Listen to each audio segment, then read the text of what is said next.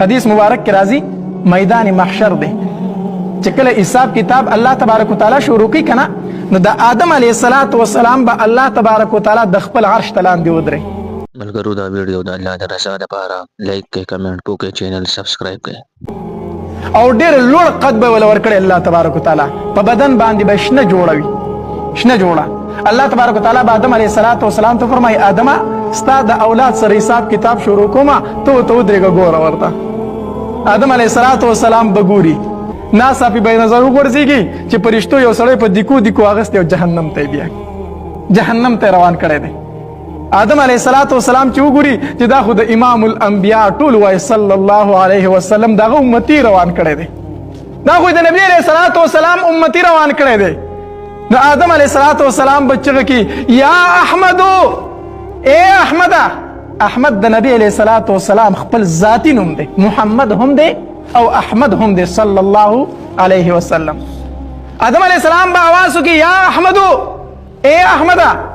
میدان محشر دی، تمام خلک چې د آدم علیه السلام आवाज ووري ټول به د آدم علیه السلام په طرف باندې متوجه شي. आवाज یې چاته کړی دی؟ امام الانبیا ته کړی دی. نبی علیه السلام به جواب ورکړي لبیک یا ابا البشر، حاضر یم د انسانانو پلارا، وای خدمت څه دی؟ لبیک حاضر یم. آدم علیه السلام به ورته وفرمایي ستا امتي فرشتو روان کړی جهنم ته بیایي، کو څه کولی شي ورله وکوله؟ نبی علیه السلام به روان شي فرشتو ته به ووایي دی راپرېږدی ماته، د جهنم ته مه بیایئ، دا خو زما امتي دی.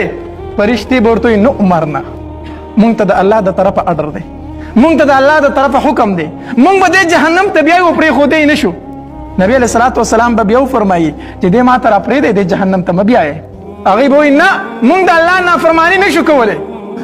چې کله فرشتې خبره ونه مني نبی علیه السلام به دا ګیره مبارکه داسې ونیسي او د عرش ته به داسې ګوري. الله دا د عربو عادت دی چې د چا نه معافي غواړي دا خپله ګیره داسې په موټي کې ونیسي، دا د هغوی د معافۍ صورت دی.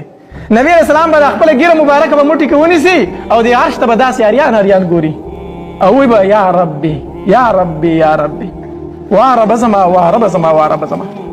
الله تبارک وتعالی به فرمایي محبوبه ولې څه وجه ده؟ نبی علیه السلام به فرمایي الله تا خو زما سره وعده کړې وه الله تخزیني فی امتی، زه به تا ستا په امت کې نه رسوا کوم.